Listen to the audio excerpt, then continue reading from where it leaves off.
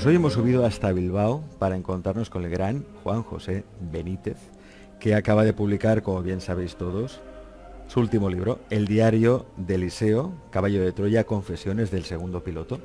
Que bueno, decimos último, quizá habría que decir nuevo, porque aún quedan, he leído 145 proyectos de libro pendientes. Juanjo, bienvenido, gracias. Gracias a ti.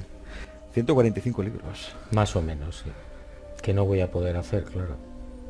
Porque a uno por año no salen las cuentas. Pues aún te quedan muchos años por delante. Hombre, sí, pero no 145. No, hombre, si hago 10 o 20, pues está bien. El diario de Eliseo se centra, ¿no? Digamos que el protagonista es el segundo piloto de la cuna, ¿no? Aquí vamos a conocer nuevas verdades sobre Jesús, el Jesús verdadero, quizá no el Jesús histórico, el Jesús bibliográfico, el que nos cuenta la Biblia, pero ¿qué más falta por contar de Jesús? ¿Qué más falta por contar que nos ha explicado ya en Caballo de Troya, en toda la saga? Pues mucho. Quedan 2 años y 3 meses de la vida pública que no se cuentan los caballos. Los caballos se cuenta la mitad, la primera mitad de la vida de predicación. Y en esta entrega pues está toda la dinámica de cómo lo persiguen, cómo lo acosan para terminar matándolo. Está toda la relación, la mala relación que tiene Jesús con su familia, sobre todo con la madre, porque no comprenden cuál es su trabajo, ¿no? Hay prodigios que no están contados en los evangelios canónicos. Hay prodigios que sí están contados y son mucho más espectaculares de lo que nos han contado. En fin, 800 páginas. El propio Eliseo es sanado por el propio Jesús, algo que ya se explica, creo, en el Caballo de Troya 9, si no estoy mal informado. Sí. Y aquí vuelve a recordar en este libro, ¿no?, cómo lo sana milagrosamente. Sí, él estaba en un estado delicado, mal, ya en Sidon, en el barrio pesquero de Nahum, de Cafarnaún. Y en un momento determinado se reúne mucha gente en Sidon con la pretensión de que les cure, ¿no? Mucha gente. Ya Jesús tenía fama de sanador y entonces, bueno, pues hay un momento en el que Jesús se compadece de estas personas y se produce una curación milagrosa, colectiva. Y Eliseo está en Sidon. Y se cura, al igual que los 600 y pico que se curaron. En este nuevo libro, Juanjo, en el arranque de este libro viajas hasta Noruega, porque un personaje misterioso, ¿no?, te llama y te dice: ven a Noruega que tengo algo interesante para ti. ¿Y qué encuentras ahí en Noruega? Bueno, primero yo recibo una serie de cartas donde él me escribe, me comenta que es el segundo piloto. Yo al principio no le creo mucho, pero luego él aporta una serie de informaciones que solamente el mayor y yo conocíamos. Bueno, total, que recibo una llamada de él y me pide que vaya a Noruega porque tiene algo para mí. Bueno, pues yo al final acepto, consigo convencer a Blanca y vamos a Noruega con otro matrimonio conocido, amigos. Y yo tengo un primer encuentro con él y al cabo de un tiempo me vuelve a llamar y me solicita un segundo viaje a Noruega, que ya se complica más la cosa, porque lógicamente mi mujer no entendía por qué teníamos que volver a Noruega, ¿no?, si ya habíamos estado. Pero bueno, al final vamos allí y yo recibo un segundo pendrive. Y en ese segundo pendrive contiene el diario de Eliseo. No, el primero. No, el primero ya. La primera información está, yo la recibo en el primer encuentro y en el segundo encuentro, que es muy rápido, muy fugaz, mientras yo estoy contemplando una cascada muy importante que hay allí, él me entrega el segundo pendrive, que es Rayo Negro, que es es una vivencia de Jesús, una serie de vivencias de Jesús antes de la vida pública, unos viajes que él hace por el Mediterráneo, por parte de Asia, que no son conocidos. Que no son conocidos, pero son reales. Sí, sí, sí. Bueno, yo la información que tengo parece que es real. Es muy minuciosa, muy interesante, nueva totalmente. Es un Jesús de Nazaret de incógnito, que no está en su vida de predicación, sino que él va básicamente a conocer gente. Uh-huh.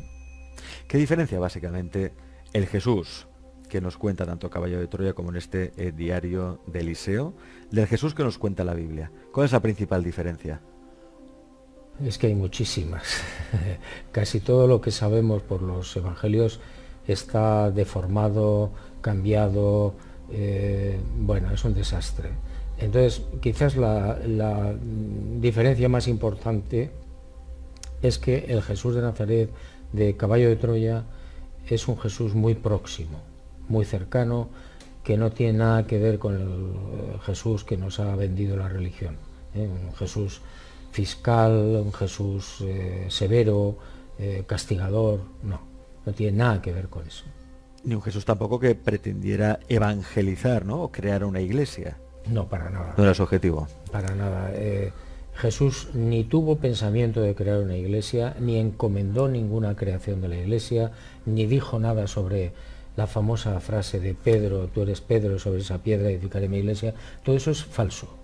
Es decir, todo eso se interpoló en las copias de los evangelios 60, 70, 80 años después de la muerte de Jesús, y por interés. Es decir, cuando la primitiva iglesia empieza a hacerse grande, ellos necesitan una justificación filosófica para lo que estaban haciendo. Y la mejor justificación es poner en boca de Jesús una serie de palabras que no fueron así, que no existieron. La palabra iglesia aparece en griego y Jesús hablaba en arameo.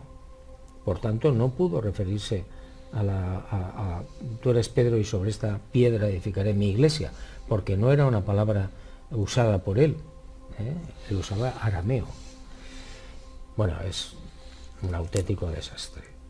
Claro, cuando uno lee tu saga Caballo de Troya o lee Diario de Eliseo se da cuenta de que nos han contado muchas mentiras, ¿no?, acerca de Jesús, como que, por ejemplo, pues no nació un 25 de diciembre. De hecho, me han dicho que tú celebras la Navidad el 21 de agosto. Sí, correcto, sí.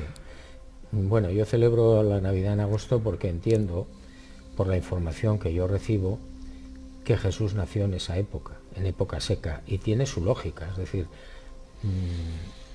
¿por qué aparece en la fecha del 24 o 25 de diciembre para celebrar la Navidad? Porque la Iglesia en el siglo IV observa que hay una fiesta muy popular que se llamaba las Dualias, una fiesta pagana que se celebraba en todo el Mediterráneo, en Asia también, Babilonia, lo que era antigua Babilonia, donde la gente celebraba el alargamiento de los días. A partir del 21 o del 22 de diciembre se produce un alargamiento progresivo del día, y lo consideraban el triunfo del sol. Entonces se hacían regalos, iban al templo, iluminaban el templo, bueno, una serie de... se hacía una cena particular muy importante, y entonces lo que la Iglesia hace es cambiar, para eliminar esa fiesta pagana, coloca el nacimiento de Jesús el 24 de diciembre, falso. Jesús, como toda la gente que viajaba en aquella época, lo hacía en época seca, en verano, y además en invierno en Belén no se saca el ganado al raso. A partir de octubre, noviembre, las condiciones meteorológicas son malas hasta marzo, abril. Por tanto, es todo un invento. Uh-huh. No obstante, todos los milagros que, por ejemplo, nos cuenta la Biblia, esos milagros sí que sucedieron, ¿no? Como, por ejemplo, el que relatas en el libro, el que sucedió el 17 de enero del año 28 en Saidán, una sanación colectiva. Sí, de la que se benefició Eliseo, sí. Es una de las curaciones más sorprendentes por el número. Son, si no recuerdo mal, 680 personas, una cosa así, que estaban reunidas en la aldea solicitando a Jesús que los curase. Ya eso venía de atrás, porque la fama de Jesús como sanador era lo que arrastraba a la gente. Y ya había sanado a mucha gente en otros lugares, la gente exigía incluso que le sanara. Y en un momento determinado Jesús se asoma al caserón donde estaba viviendo, el caserón de los Zebedeo, en Sidon, y se compadece de la gente que está allí. Y entonces se produce una inexplicable, masiva curación colectiva. Pero de esos hubo así. O sea, hubo montones de prodigios que no están en los evangelios, o se citan muy mal, de pasada, pero algunos espectaculares, y otros que no lo fueron. Es decir, que en los evangelios se dan por milagro o prodigio lo que nunca existió. ¿Por ejemplo? Por ejemplo, Jesús caminando sobre las aguas. No fue así. No. Pero es que hay que utilizar un poco la lógica, ¿no? Jesús toma una serie de decisiones muy importantes para su vida de predicación cuando él está en una cueva en la actual Jordania, en una zona que se llama Beit Iz, cerca de Pella, de lo que era la ciudad de Pella. Y él, antes de empezar la predicación, después del bautismo, se retira a esa cueva y toma una serie de decisiones. Una de ellas es no hacer milagros en la medida de lo posible. Entonces, ¿qué pasa? Que difícilmente, si Jesús toma esa decisión, podía andar caminando sobre las aguas del mar de Tiberíades. ¿Qué pasó? Pues, por lo visto, según se cuenta en el diario de Eliseo, Pedro tenía un problema de sonambulismo, tenía un problema grave de sueño, y se queda dormido cuando ellos van con una lancha desde el sur del mar de Tiberíades a Sidon. Jesús no iba en la lancha. Pedro se queda dormido, tiene un sueño, ve a Jesús caminando sobre las aguas y en su sonambulismo se levanta y se tira al agua. Y los compañeros lo sacan del mar de Tiberíades. Y todo el mundo sabía que había sido un sueño. Un sueño, una fantasía de Pedro. Un sueño. Un sueño. Y entonces Pedro siempre mantuvo que había sido cierto, que había sido real. Cuando todo el mundo sabía, todos los que iban en la lancha, todos sus compañeros, que había sido un sueño. Pero Pedro era muy cabezón y lo mantuvo. Y de hecho, Marcos, el Evangelio de Marcos, que es el niño que va con Pedro en su peregrinaje hasta Roma, le escucha hablar de que Jesús caminando sobre las aguas y lo relata en el Evangelio, pero no era cierto, no fue cierto. ¿Y el milagro de la resurrección fue cierto? Sí, la resurrección de Jesús de Nazaret sí fue cierto, no fue a los 3 días, fue un poquito antes, fue al segundo día. Él dijo en varias ocasiones que él tenía el poder sobre la vida, y lo demuestra porque se presenta después no solamente lo que te cuentan los evangelios, sino a mucha más gente. Es decir, se aparece, que yo sepa, 19 veces, en sitios muy, muy lejanos entre sí, muy remotos: Alejandría en Egipto, Tiro en lo que es actualmente el Líbano, en fin, una serie de lugares. Lo ve mucha gente. Hay una de las apariciones en la playa de Sidon con más de 500 testigos, que tampoco se menciona en los evangelios. Se menciona de pasada 2 líneas diciendo sí, se apareció a 500 hermanos y tal, pero no se le da ninguna importancia, y realmente la gente que vio a Jesús de Nazaret lo describe primero como un ser transparente, con un cuerpo transparente, después come con ellos, el cuerpo va cambiando, lo reconocen por la voz al principio. Yo creo que hay una serie de elementos muy importantes para creer que efectivamente él resucita, ¿no? Porque él era una de sus capacidades también la transfiguración. Tú creo que lo comentas también en el libro, la transfiguración de Jesús en el monte Hermón. ¿Eso sucede realmente? Sí, en el diario Eliseo hay un capítulo para mí muy interesante, que es cuando describe qué pasa en la transfiguración. Cómo va con 2 discípulos, bueno, en realidad con 3, que formaban un poco lo que llamaban la tabba, que es la escolta personal, que no es... Luego se ha especulado mucho sobre por qué Jesús elige a 3 que siempre van cerca de él o que le acompañan en momentos especiales, no porque los quisiera más o porque los eligiera sobre el resto, sino porque entre ellos, entre los discípulos, entre los 12, deciden en un momento determinado, que son las bodas de Caná, que para evitar la aglomeración de gente alrededor de Jesús y que le molestaran, hubiera una especie de cordón de seguridad que, bueno, evitara esos problemas. Y así es como eligen a Pedro y a los dos hermanos Zebedeo, Juan y Santiago. No había otra explicación. Entonces se lleva a estos tres a la Tabba, se los lleva al Hermón, va a Eliseo y se une al grupo un muchacho que durante tiempo atrás, durante el retiro de Jesús en ese monte Hermón, donde él recupera la divinidad a los 31 años, le había ayudado con la comida, le llevaba la comida a un pequeño grupo de piedras donde él la dejaba allí y Jesús acudía. Y esos 5 son los que contemplan. Bueno, iba también Yu el chino, pero Yu el chino se queda dormido en el campamento, en las tiendas. Y esos 5 son los que contemplan cómo Jesús aparece transfigurado. Le sale luz del cuerpo, le sale luz de la cara, y hay 2 personajes más, que no son Elías y Moisés.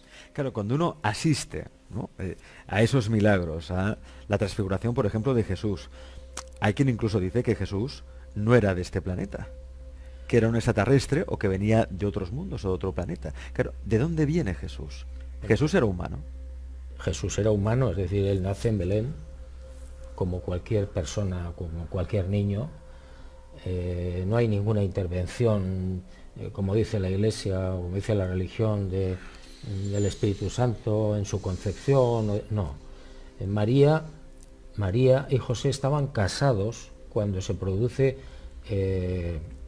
primero la presencia del famoso ángel, y segundo, cuando da a luz, ellos ya estaban casados y tenían, por supuesto, relaciones sexuales.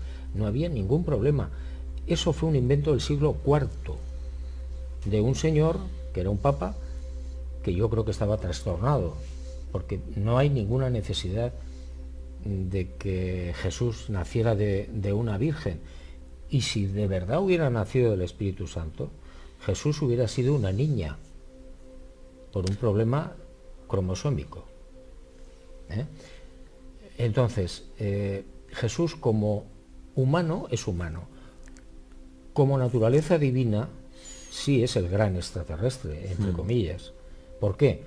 Porque su origen divino no es de aquí. Él es el creador de un universo.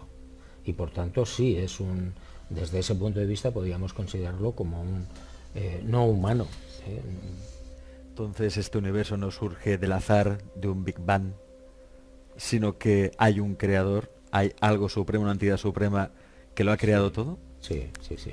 Lo del Big Bang es una explicación que podría servir para un universo local, como puede ser nuestra galaxia. Pero es que hay miles de millones de galaxias, por tanto tendríamos que hablar de miles de millones de Big Bang. Entonces, ¿qué pasa? Que no es como nos lo han contado. Es decir, no es tan simple como decir, no, bueno, hay un Big Bang y entonces sale la creación. No, mire usted, hay un Big Bang, yo no dudo que no lo hubiera, para crear un universo local, una galaxia. Pero es que la creación es infinitamente grande. Entonces, Jesús de Nazaret, en alguno de los libros de los caballos, habla un poco de eso. Y dice, y dibuja en el suelo, para que le entiendan un poco mejor, porque el gran problema de Jesús era la aproximación a la verdad. Es decir, le costaba mucho encontrar las palabras porque no hay palabras para definir algunas cosas. Entonces él dibuja en el suelo 7 esferas, 7 círculos y uno pequeñito en el centro. Y les trata de decir que son, en la creación visible, hay 7 grandes superuniversos. Dentro de esos superuniversos, en uno de ellos, estamos nosotros en una pequeñísima galaxia. Y en el centro está el paraíso, que es lo único que no se mueve. Y que para llegar a él tenemos que atravesar muchísimos universos, muchísimas, son etapas muy largas. Bueno, que existe un creador, eso existe está un claro. creador, sí, que hay una creación inmensamente grande, que no es lo que te imaginas, que no es lo que nos dice la ciencia, que la galaxia nuestra en la que vivimos necesita, por supuesto, un Dios, y lo tiene, Jesús de Nazaret, y cada galaxia tiene un Dios, necesariamente, pero que la creación es inmensa, inmensa, no podemos ni imaginarla, la creación visible, porque luego está la creación invisible, que es mucho más grande. Creación invisible. Invisible. El reino espiritual del que habla tanto Jesús, el reino invisible y alado, que lo llama él, es el reino del espíritu, que es a donde verdaderamente vamos a ir. El final del ser humano no es la creación visible, sino el reino invisible, el reino espiritual. Ese sería el mensaje de esperanza que nos transmite la figura de Jesús, ¿no? Hay vida más allá de la muerte. Claro. No se acaba todo aquí. Claro, es uno de los mensajes más importantes. Es decir, él, y por eso resucita, para que le vean. O sea, no resucita porque sí. No, él hace eso, hace ese acto especial para que todo el mundo, que bueno, son muchísima gente los que lo ven, crean que es cierto, este hombre estaba muerto, lo han crucificado, y sin embargo está vivo. Bueno, eso es lo que transmite él, pero yo pienso que la investigación que estamos haciendo mucha gente en la actualidad indica claramente que después de la muerte hay vida. Hay otro tipo de vida diferente a la nuestra, pero física, al principio. Y luego vas caminando hacia ese reino espiritual. Después de la muerte hay otra vida, pero física. Física. No entramos ya en el mundo espiritual. Al Sí, principio. al principio, creo yo, es una deducción que yo hago de lo que aparece en los caballos. Tú despiertas del sueño de la muerte, del dulce sueño de la muerte, y te encuentras en un lugar.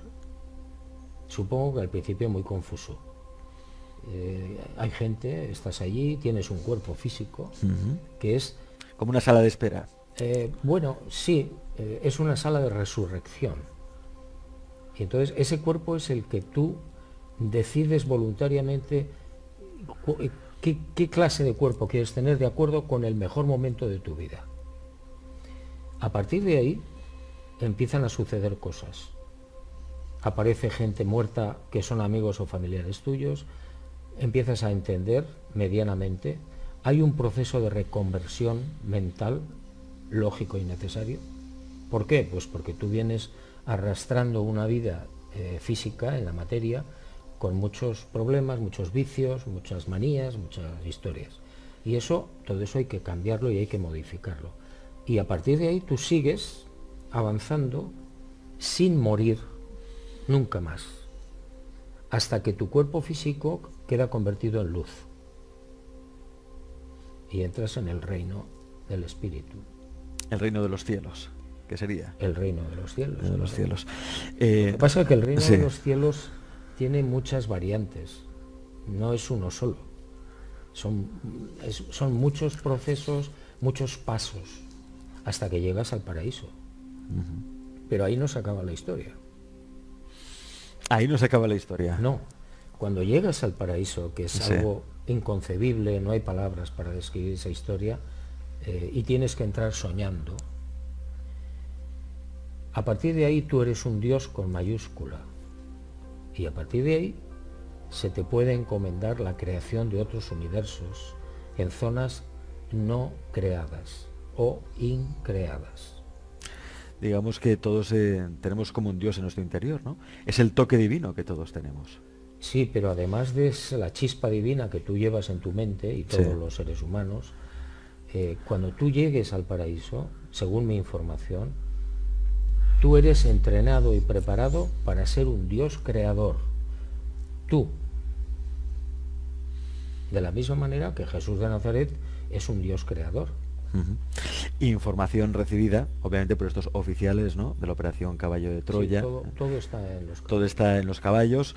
Es importante este dato porque, claro, cuando uno lee Caballo de Troya o lee el diario de Eliseo, se da cuenta de que el gobierno de los Estados Unidos tiene una tecnología muy avanzada, ¿no? Capaz de viajar en el tiempo. Desde hace tiempo ya, estamos hablando de los años 70 estamos hablando. 73, sí.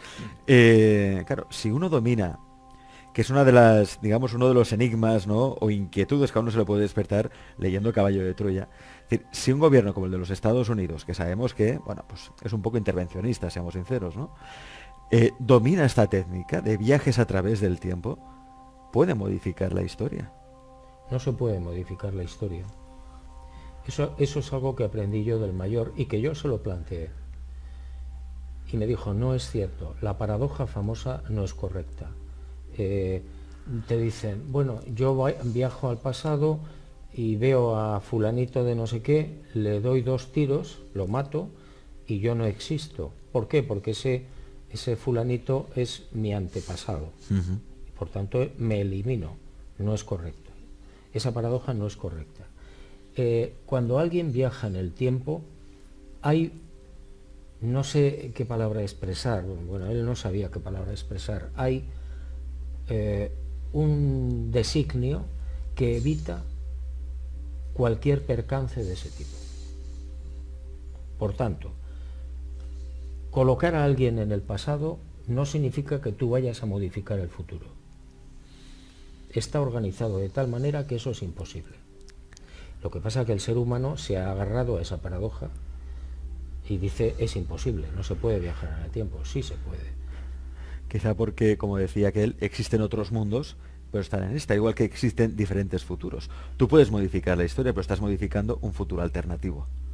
Mira, el futuro no existe. El futuro no existe. No existe. Y hay una anécdota muy divertida en el diario Eliseo que yo recomiendo a los lectores que lo lean con atención.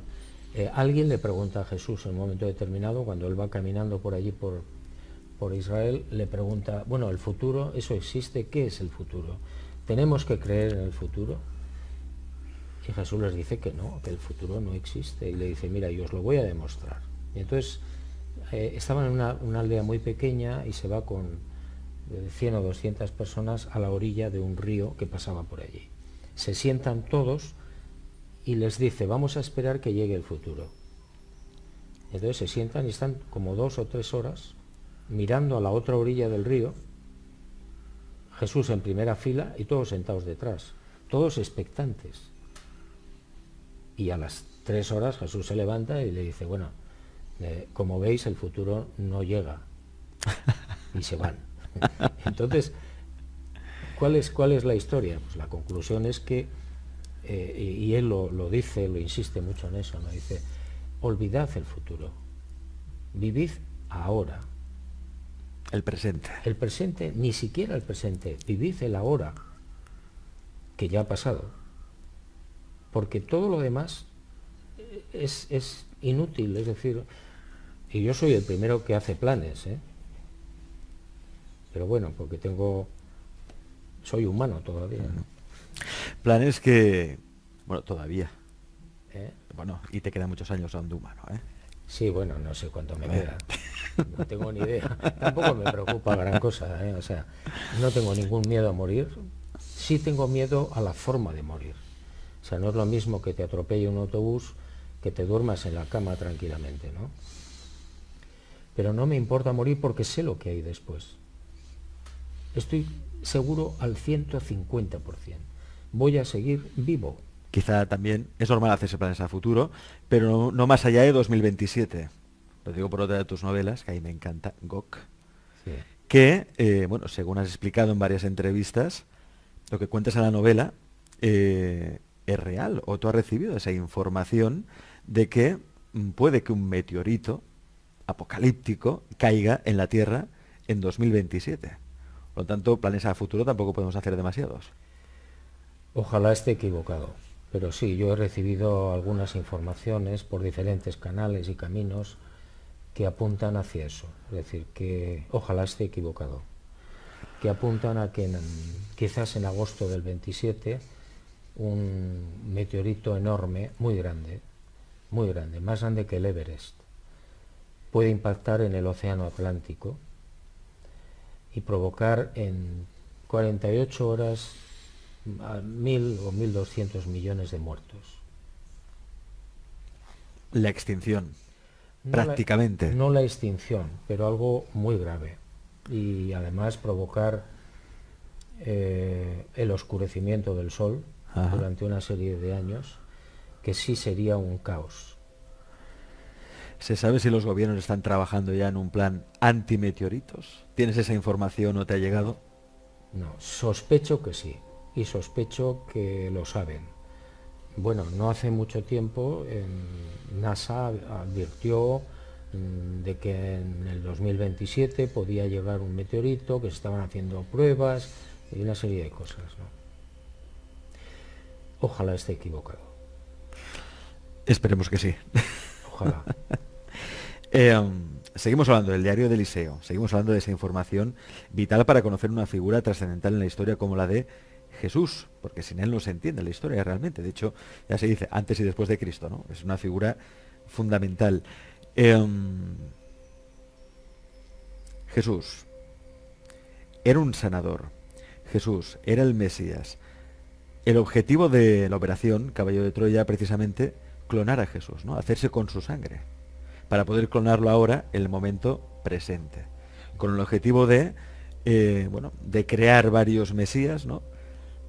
Repartirlos por el mundo y así crear como una especie de gobierno mundial gobernado por quien gobernará o mandará sobre esos Mesías. ¿Esto es así? Podría ser, podría ser. Yo no estoy seguro de eso. No lo puedo estar, ¿no? Pero ya sé por otros caminos que, por ejemplo, sobre la sábana santa de Turín, donde hay sangre seca, se podría intentar extraer esos restos de sangre e intentar la clonación. En este caso, yo pienso que sería Jesús de Nazaret, porque la imagen que aparece en la sábana santa, para mí, es la de Jesús de Nazaret muerto, cadáver. Respecto a lo que dices del Mesías, Jesús luchó y batalló durante mucho tiempo para convencer a la gente y a su familia de que él no era el Mesías. Para los judíos, el Mesías era y sigue siendo, sobre todo para los ortodoxos, un libertador político. Es decir, un rompedor de dientes, un militar, un tipo que iba a llevar a los ejércitos judíos a la gloria. Y Jesús se cansó de repetir a todo el mundo de que ese no era su papel. Él no venía a eso.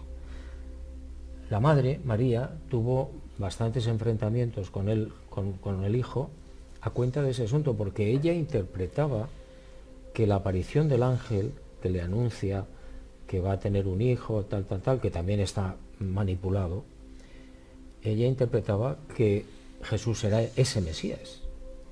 Y cuando Jesús le dice, no, no es eso, no es eso, mi trabajo es otro, empieza el enfrentamiento que tampoco relatan los evangelios. Un enfrentamiento que duró hasta el final. ¿Enfrentamiento entre, recordamos? La madre, sí. Jesús, la familia y Jesús. Es decir, la familia se pone de parte de María. Y entonces hay unos roces tremendos.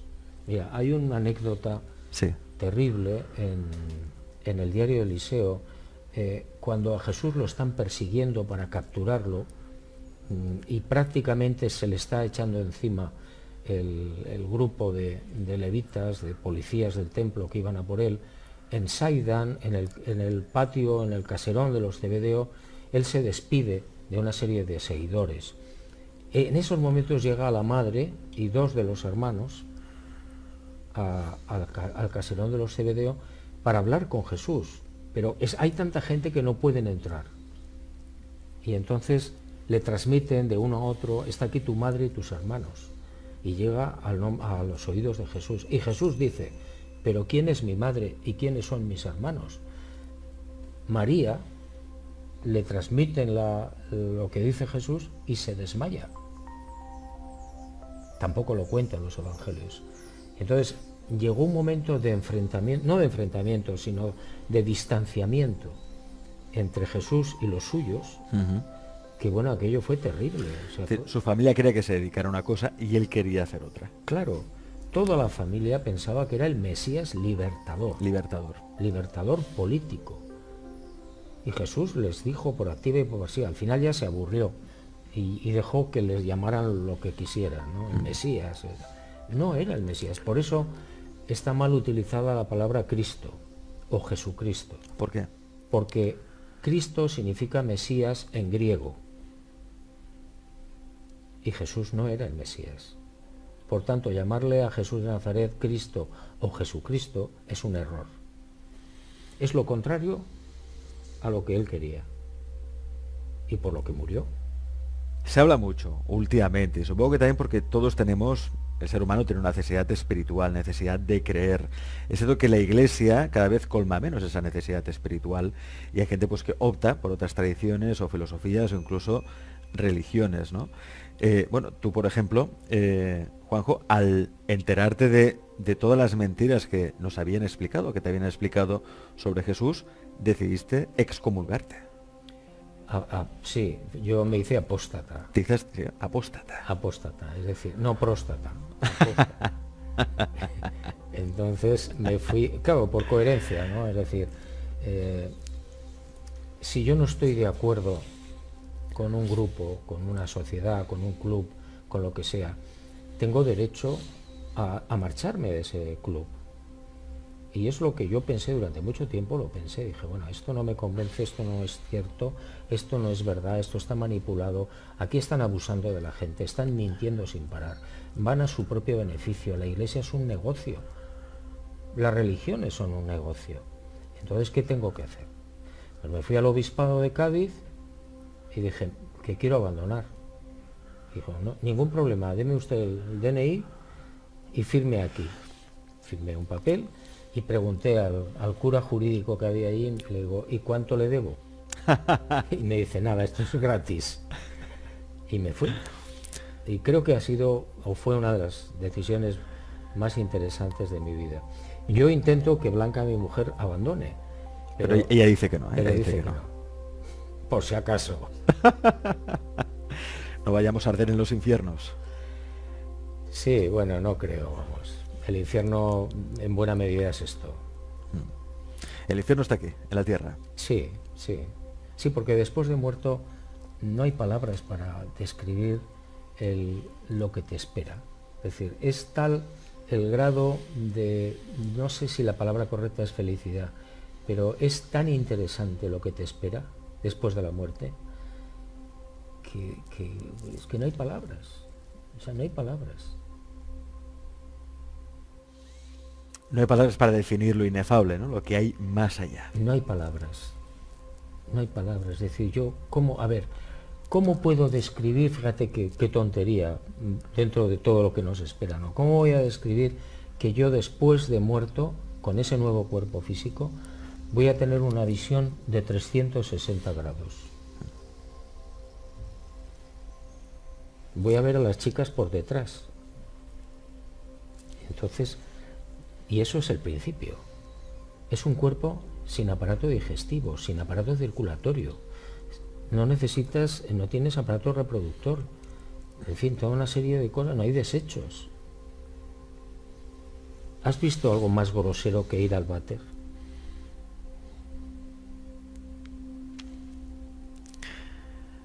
Juanjo, hay un vacío espiritual, y eso no lo podemos negar, ¿eh? Estamos en una época en la que todo el mundo busca al Mesías o busca al gurú, quizá porque la Iglesia pues tampoco nos da todas las respuestas o estamos muy desengañados o decepcionados, ¿no? Y en ese vacío espiritual, ¿qué está surgiendo últimamente? Pues mucha gente que cree no solo en la existencia de extraterrestres, sino que los ETs o extraterrestres van a bajar a este planeta a salvarnos, ¿no? Y cada vez hay una tendencia espiritual en ese sentido, en creer que existen, bueno, los hermanos de otros planetas que vienen aquí a preservarnos y demás. ¿Tú qué opinas de todo este movimiento, estas creencias? No creo ni una palabra. Ni una palabra. Ni una palabra. Yo llevo 47 años investigando el fenómeno OVNI, día a día. No sé mucho, pero algo sé. Y, a ver, en la Primera y la Segunda Guerras Mundiales, si no recuerdo mal, hubo alrededor de 100 millones de muertos. Y no bajó nadie a evitarlo.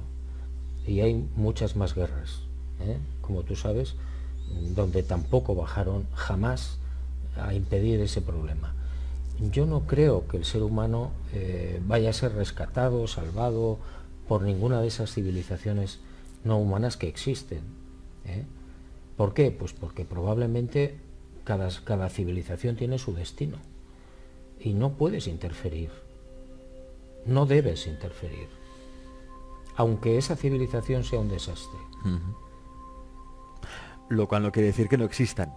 Sí, sí, están ahí, es decir, son cientos de civilizaciones.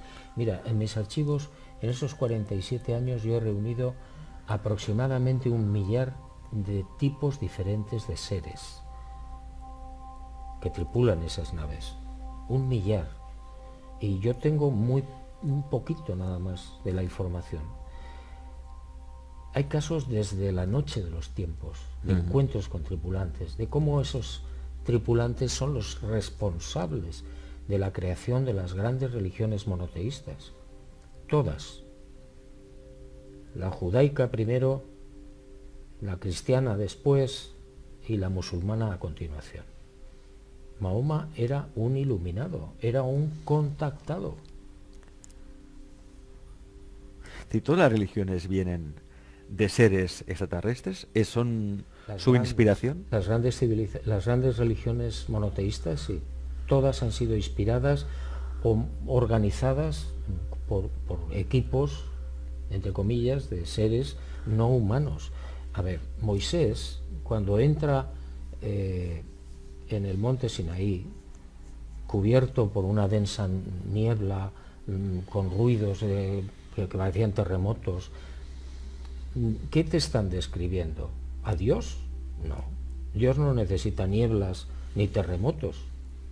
Te están describiendo el descenso de probablemente una gran nave o varias naves no humanas que se ponen en contacto con Moisés durante 40 días, que está dentro de esa niebla, y el pueblo esperando. ¿Y qué le dicen o qué le hacen o qué le programan? Pues lo que luego todos sabemos. Los 10 mandamientos, las no sé qué, toda la normativa sanitaria que está en el Antiguo Testamento, etcétera, etcétera. ¿Y quién hace eso? Pues estos seres que bajan allí en esos objetos, esas naves. Y delante del pueblo judío, del pueblo hebreo, iba una columna de luz. Donde se paraba la columna, se paraba el pueblo. Y cuando la columna se ponía en movimiento el pueblo de los hebreos. Pero es que eso lo estamos investigando ahora. Hace tiempo, hace años, de cómo enormes naves que parecen cilindros de luz o gigantescos puros de luz que aparecen por un lado y por otro. Pues eso es más viejo que La Habana. 47 años investigando el fenómeno OVNI, sí. Miles y miles de casos documentados, pero ¿tú has tenido algún contacto extraterrestre? ¿Algún contacto, encuentro en la tercera fase? Yo tuve una experiencia cuando era un niño, tenía 6 años, creo recordar, 1952, en las montañas de Navarra. Estuve perdido durante varias horas y después, con el tiempo, 40 años después, me hicieron una regresión y aparecía en la regresión aparecía un ser muy alto con una escafandra negra pintada, y bueno, más o menos es lo que recuerdo. Luego he visto objetos, claro, he visto lo que yo pienso que son las naves. No estamos solos. No estamos solos, para nada. Juan José, ¿y por dónde pasa, Juanjo, el futuro? Es decir, tu futuro, me refiero, ¿qué vas a hacer a partir de ahora? El futuro no existe. No existe. No me preocupa demasiado. Es decir, yo he dicho antes que soy humano y que hago muchos planes y pienso en cosas y proyectos y tal. Error. Pero bueno, soy humano y yo creo que todos los seres humanos tienen esa tendencia natural a hacer proyectos y hacer lo que sea, ¿no? Pero en el fondo, si no lo sabemos, deberíamos saberlo, el futuro no existe, nunca llegará. El futuro es un invento de la televisión y un invento de los norteamericanos para venderte lavadoras, para venderte lo que sea. Pero el futuro no existe. Tienes que vivir el presente, el ahora. Y nada más. ¿Qué me espera a mí? Pues no lo sé. En principio, pues seguiré escribiendo, seguiré investigando en la medida que pueda. Y trataré de sacar a la luz toda la información que yo pueda reunir. Claro, porque toda la información que te queda por dar no está en este libro. Es decir, Quedan queda dos, más aún. Quedan dos. Quedan dos. Que sería como la precuela, ¿no? Serían los Bueno, siguientes libros, lo que pasa antes. Uno de ellos se titula Belén. Sí. Son unas páginas que se sacaron del Caballo 9. ¿Por qué? Porque el libro era muy grande, es muy grande. Entonces me recomendaron que buscara unos pasajes que se pudieran extraer sin demasiado entorpecimiento del libro. Y saqué unas 400, 500 páginas, que es el libro que algún día supongo que saldrá a la luz. En ese periodo, que son 6 meses, Jesús huye del Sanedrín y va de un lado para otro, y eso es lo que se cuenta en Belén. Y Rayo Negro es el periodo en el que Jesús, antes de la vida pública, viaja por el Mediterráneo y por Asia, parte de Asia. Y bueno, pues se cuentan las experiencias de este hombre. Juanjo, gracias por esta entrevista. Nada. Y suerte.